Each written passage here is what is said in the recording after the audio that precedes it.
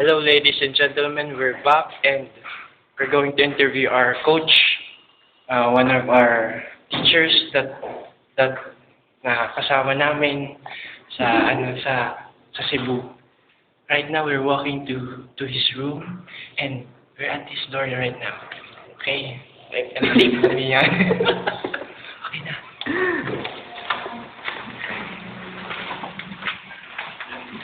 And they're going.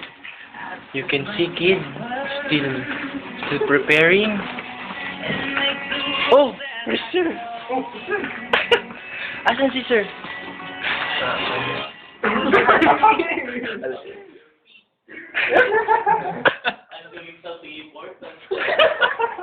What you're doing, sir, right there? Downloading Files. I will upload it. No more space. Anyway, ayan po, inubos na ninyo yung lotion. Kukisa yan. Fermin. Arigatou gozaimasu, Fermin. Ubos na.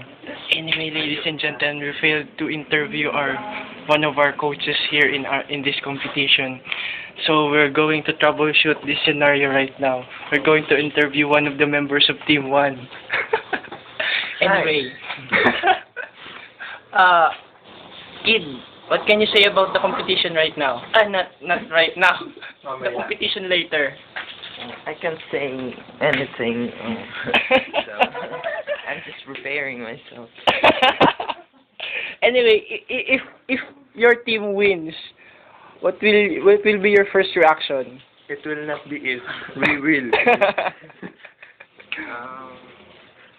I think if you ask me now, I will not be surprised.